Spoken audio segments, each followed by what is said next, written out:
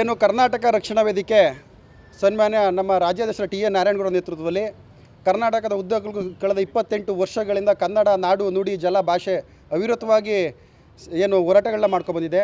ಅದೇ ರೀತಿ ಕರ್ನಾಟಕ ರಕ್ಷಣಾ ವೇದಿಕೆ ಮಂಡ್ಯ ಜಿಲ್ಲಾ ಘಟಕ ಇವತ್ತು ಮಂಡ್ಯ ಜಿಲ್ಲೆಯ ರೈತ ಪರವಾಗಿ ಒಂದು ಚಳುವಳಿಯನ್ನು ಪ್ರತಿಭಟನೆ ಇಟ್ಕೊಳ್ಳುವಂಥದ್ದು ಮಾಡಿದ್ದೀವಿ. ಇವತ್ತೇನು ಮಂಡ್ಯ ಜಿಲ್ಲೆಯಲ್ಲಿ ನಾವು ನೋಡ್ತಾ ಇದ್ದೀವಿ, ಇಡೀ ಸುಮಾರು 60ರಷ್ಟು ಬೆಳೆಗಳು ಮಂಡ್ಯ ಜಿಲ್ಲೆಯಲ್ಲಿ ಬೆಳೆದು ನಿಂತಿದೆ. ಏನು ಕಬ್ಬು, ಭತ್ತ ಮತ್ತು ವಿವಿಧ ಹಣ್ಣು ತರಕಾರಿ ತೋಟಗಾರಿಕೆ ಬೆಳೆಗಳು ಎಲ್ಲ ಇದೆ. ಇವತ್ತು ಎಲ್ಲ ಸುಮಾರು 60ರಷ್ಟು ಸಂಪೂರ್ಣವಾಗಿ ಒಣಗಿದೆ.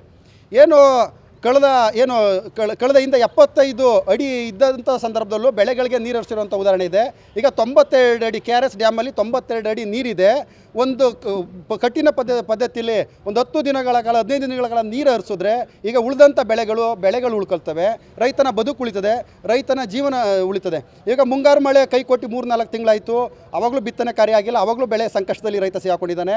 ಜೊತೆಗೆ ಇವಾಗ ಅವನು ಅಲ್ಪ ಸ್ವಲ್ಪ ಅವನ ಒಂದು ಇದರಲ್ಲಿ ಬೆಳೆ ಬೆಳೆದದ್ದು ಇವಾಗ ಬೆಳೆದಂಥ ಕಬ್ಬೂ ಸಹ ಸಂಪೂರ್ಣವಾಗಿ ಎಲ್ಲ ನಾಶ ಆಗ್ತಾ ಇದೆ. ಹಾಗಾಗಿ ಮಂಡ್ಯ ಜಿಲ್ಲೆಯನ್ನು ರಾಜ್ಯ ಸರ್ಕಾರ ಮತ್ತು ಕೇಂದ್ರ ಸರ್ಕಾರ ನಾವು ಇಡೀ ಎರಡೂ ಸರ್ಕಾರನ ಒತ್ತಾಯ ಮಾಡ್ತಾ ಇದ್ದೀವಿ. ಕರ್ನಾಟಕ ರಕ್ಷಣಾ ವೇದಿಕೆ ವತಿಯಿಂದ ಬರಪೀಡಿತ ಜಿಲ್ಲೆ ಅಂತ ಘೋಷಣೆ ಮಾಡಿ ಪ್ರತಿ ರೈತನಿಗೂ ಪರಿಹಾರ ಘೋಷಣೆ ಮಾಡಬೇಕು ಅಂತೇಳಿ ಕರ್ನಾಟಕ ರಕ್ಷಣಾ ವೇದಿಕೆ ಮಂಡ್ಯ ಜಿಲ್ಲಾ ಘಟಕ ಇವತ್ತು ಹೋರಾಟವನ್ನು ಇಟ್ಕೊಂಡಿದೆ.